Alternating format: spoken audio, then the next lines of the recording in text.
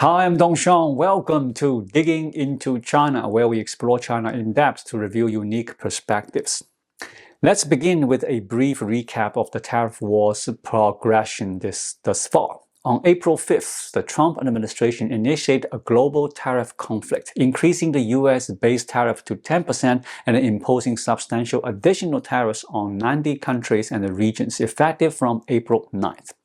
This decision sent shockwaves through the global financial system, with developments unfolding at a dizzying pace. On April 9th, the day the additional tariffs took effect, Trump abruptly announced a 125% tariff hikes on China, while granting a 90-day reprieve to other nations, during which they could face only the 10% base tariff. This dramatic strategic reversal sparked widespread controversy even within the United States. The administration's sudden pivot drew considerable skepticism. Before exploring the reasons behind this abrupt shift, allow me to present my conclusion. If the Trump administration can swiftly resolve its internal disarray, it could deliver a crippling blow to China's economy, triggering what I term an economic fracture. In such a scenario, the Chinese Communist Party could lose its grip on the nation, allowing various factions to seize the moment and usher in profound upheaval. Conversely, if the Trump administration fails to address its challenges and the federal government remains mired in chaos, it will merely witness China entering a greater suppression mode. In this case, despite a prolonged economic downturn, the Chinese Communist Party would maintain long-term stability, leading to an extended U.S. China standoff. These are the only two possible outcomes. Communist China has no prospect of achieving any victory in this confrontation with the United States. The weaker party cannot exploit the stronger, resolute party, even if the latter grapples with internal disorder. For ordinary Chinese citizens, the first outcome is preferable. Short-term pain outweighs prolonged suffering. Great chaos often paves the way for great order. For the Chinese Communist Party, though, the second outcome is naturally more favorable. A sustained economic downturn does not disrupt the opulent lifestyles of the party's elite. In the great suppression mode, citizens are tightly confined within designated control zones, arbitrarily categorized into tiers, first, second, third tiers, and left to turn on one another, with the higher tiers oppressing the lower. These methods were honed over 30 years in Communist China, particularly during the Cultural Revolution in the regime's first 3 decades. The current Great Suppression mode merely revives these tactics, bolstered by modern technology. Surveillance and control are now at least twice as effective as during the Cultural Revolution, enabling this mode to persist effortlessly for 60 years. Having outlined my conclusion, let us return to the main discussion. I will examine from a management perspective the underlying factors driving the Trump administration's sudden pivot. First, I must clarify that I do not believe this abrupt shift was a deliberate or premeditated act. If such a 180-degree tariff strategy had been planned, it would have faced intense scrutiny from the core team at its inception. The execution is too unpredictable, the outcomes too uncertain, and the potential for unforeseen complications too great. Furthermore, it lacks practical merit. For countries and regions other than China, April 9 brought a sense of relief, as if they had narrowly escaped the catastrophe. This relief could encourage them to offer significant concessions and expedite new bilateral trade agreements with the U.S. However, the U.S. could have achieved the same result through more measured means. For instance, it could have first targeted China with tariffs, then systematically approached trade partners based on the size of their trade deficits, proposing new agreements in an orderly manner. This approach could even have been publicly outlined in advance, providing transparency and allowing global political and financial circles ample time to process U.S. demands. This would have minimized the disruptions to the global financial system. With China as a cautionary example, few trade partners would dare challenge the U.S., enabling the Trump administration to secure trade agreements swiftly. In essence, the Trump administration is currently grappling with significant administrative turmoil. Newly appointed cabinet secretaries, fresh from Senate confirmation, have yet to fully command their departments. Typically, it takes 3 months to navigate administrative processes and identify which mid-level officials wield critical authority. Consider this. In China, there is a saying about the section chiefs running the country, meaning true administrative power rests with key section chiefs. A similar dynamic exists in the U.S. For example, the U.S. Treasury Department's real authority lies with its secondary bureaus, such as the Internal Revenue Service, where 7 division chiefs with varying seniority balance and constrain one another. Their negotiations determine the federal government's available funds. Treasury Secretary Bessent, appointed by Trump and previously a hedge fund executive, lacks familiarity with the Treasury's internal workings. He cannot quickly master its processes or access vital information. This acclimation requires at least 3 months. Only then can he determine whom to align with, whom to marginalize, and where to place loyalists in key roles. In other words, a new secretary's influence must extend 2 levels down to control the division chief level, a process that demands another 3 months. In total, it is remarkable if an external appointee can consolidate the power within 6 months. This 6-month timeline for integrating an outsider leader holds true globally, in both China and the US.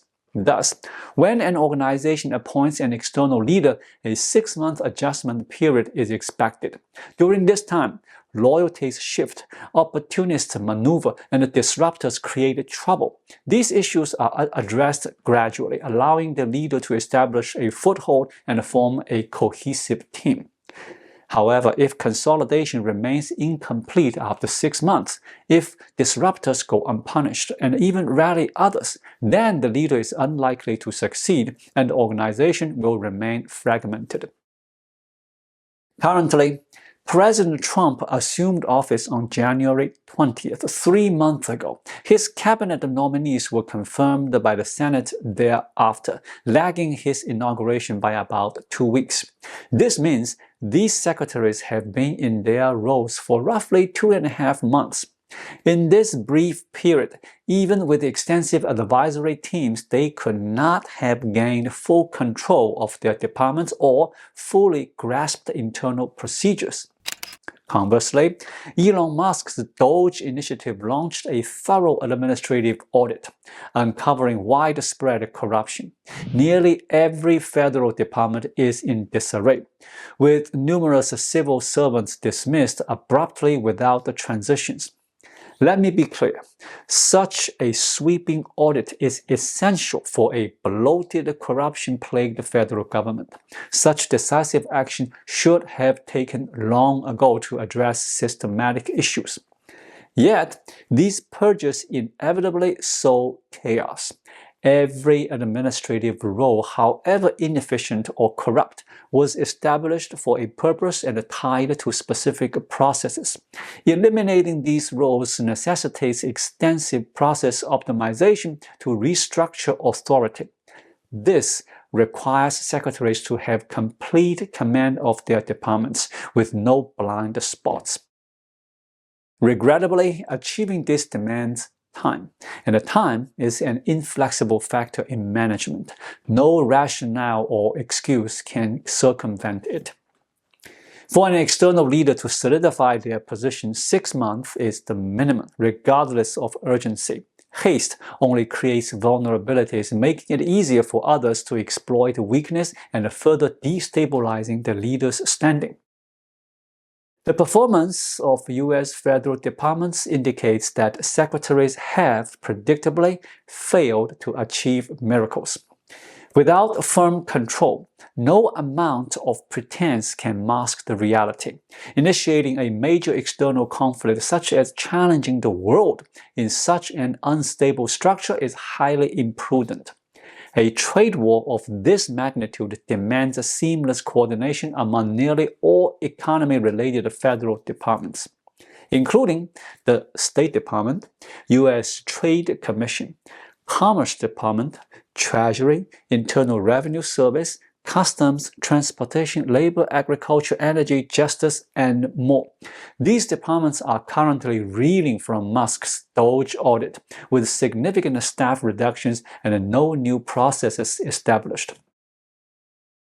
In truth, while these departments may seem to function on momentum, they are fragile and ill-equipped to manage a complex trade war. Negotiating bilateral trade agreements with every nation post-tariff requires exceptional interdepartmental collaboration and communication efficiency. The current U.S. federal government lacks these capabilities and is unprepared for a major external confrontation. On April 5th, nations worldwide contacted the U.S. to negotiate, only to find no clear department or individual to engage with.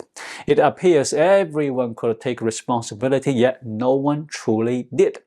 President Trump watched helplessly as his departments descended into chaos, a situation exacerbated by his long-standing lack of political finesse.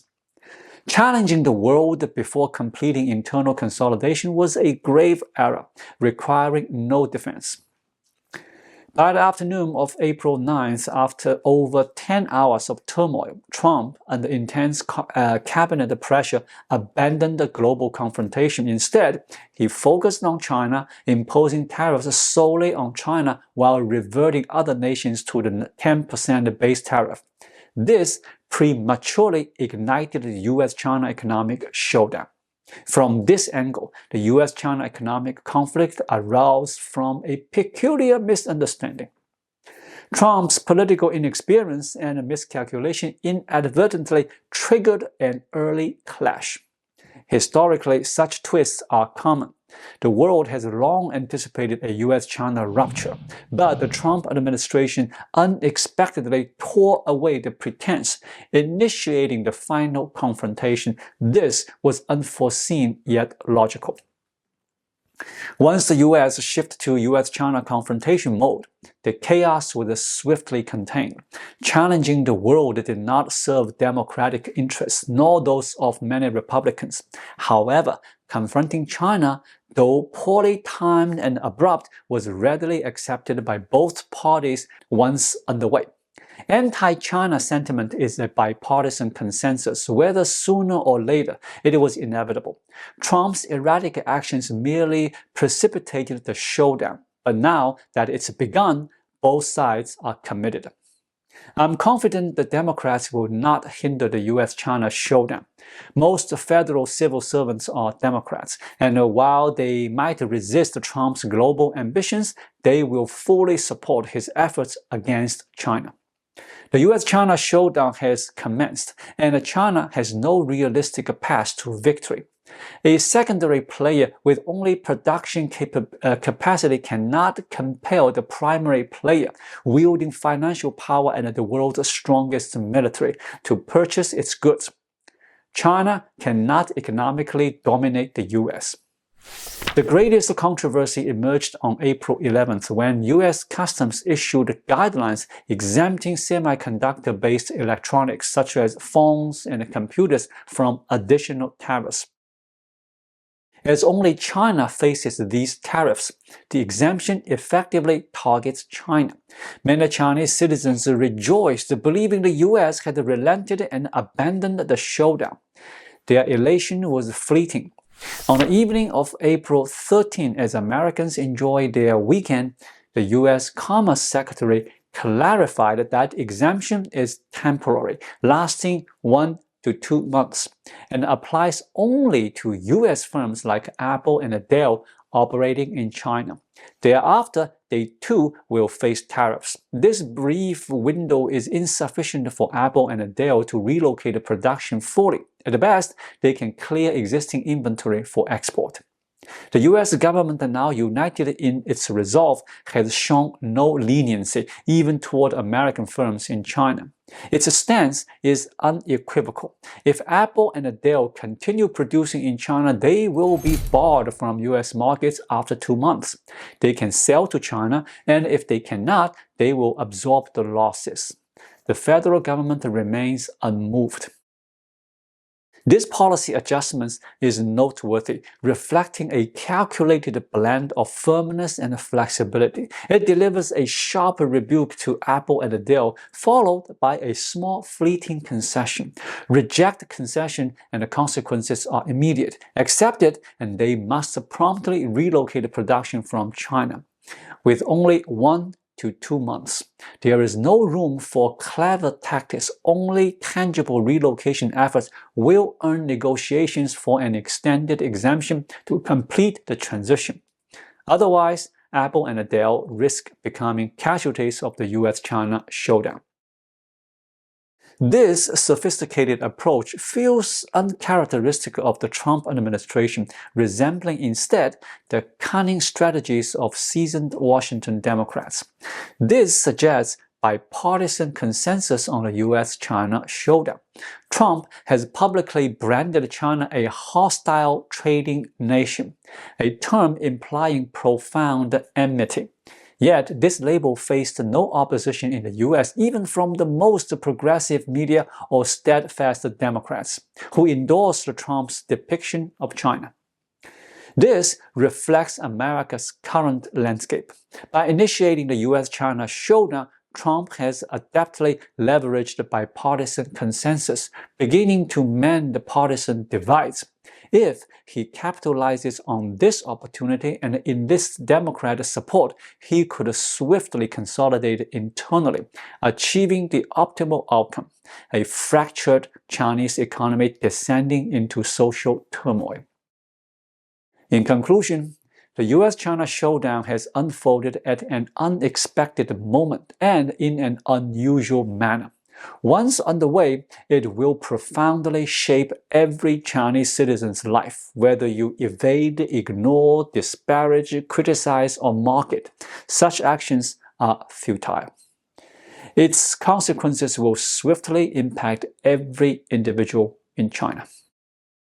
Thank you so much for watching. If you find this video helpful, please like it, drop a comment below, and hit the subscribe button right here. It really helps YouTube suggest my video to others. I'll be back with more content soon. Until then, be well.